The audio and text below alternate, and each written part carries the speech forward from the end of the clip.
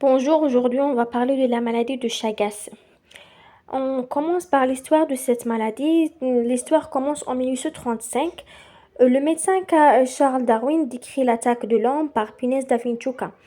Euh, euh, كانوا يعيطولها دافينشوكا. Après, en 1909, le médecin Carlos Chagas découvre ce mal et donne son nom à la maladie.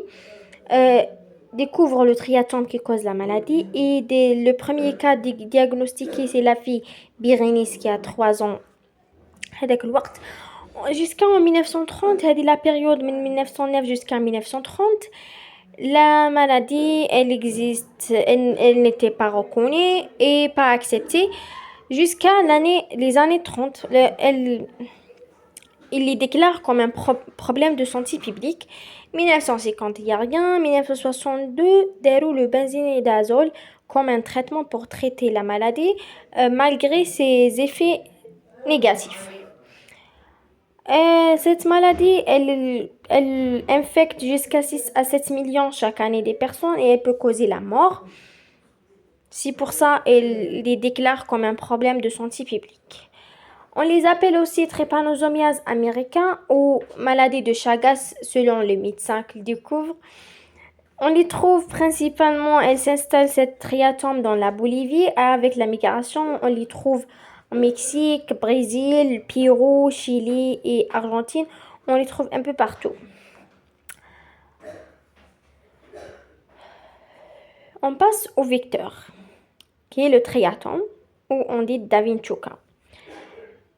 Comme vous voyez, elle a des pieds, des antennes, un visage, des yeux, nez.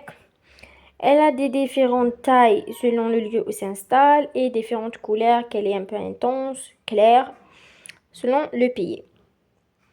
On passe à la morphologie de parasite. Le parasite est immobile et fait partie de l'ordre de Kinetoplastides parce qu'elle contient des kinetoplastes.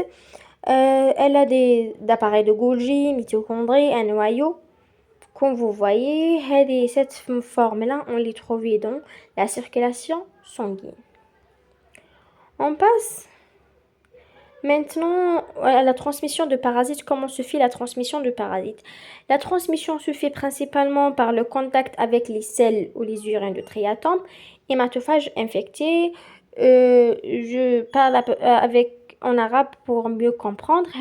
Cette triatome-là, quand elle prend son repas sanguin, elle prend le max. En fait, quand elle met des selles et des urines. Dans les selles et les urines, on trouve le parasite. Le parasite qui va entrer dans le corps humain, هذاك le site où elle prend son repas sanguin, par le grattage, parce que le site, on dit que le site de piqûre, elle est là, elle met celle-là. Avec le grattage, la personne prend les parasites et permet l'entrée dans le corps et l'infection par la suite.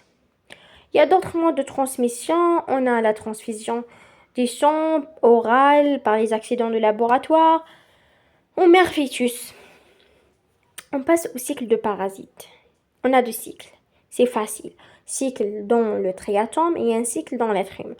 On commence par le cycle dans le triatome contaminé parce que quand elle prend un repas contaminé, cette trypomastigote, elle prend des différentes formes dans son abdomen. D'abord, elle est trypomastigote, elle devenait très sphiromastigote, puis épimastigote dans l'intestin. Avec la division binaire, elle permet sa multiplication et elle sortit dans les selles sous forme métacyclique trypomastigote in hindgat dans l'intestin, dans le grand intestin. Cette forme-là, qui entre dans le corps, par la cellule qui phagocyte cette parasite, avec le fusion de lysosome, celle-là, elle empêche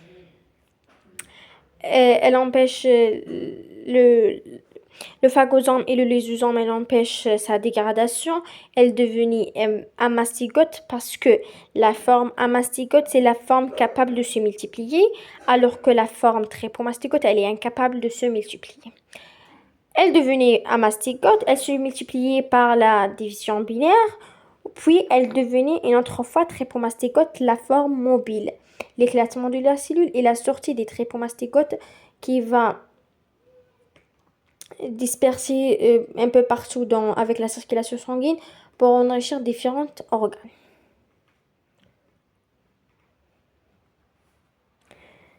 Euh, Cette image-là montre les trois étapes de l'invasion avec tic creuset. On a l'adhérence et la deuxième étape, l'internalisation des trépomastigotes produites par invagination de la membrane plasmique. Puis la maturation des vacuoles se produit après la fusion avec les lysosomes qui initie la différenciation des tiques creusés des trépomastigotes aux amastigotes. هنايا تولي.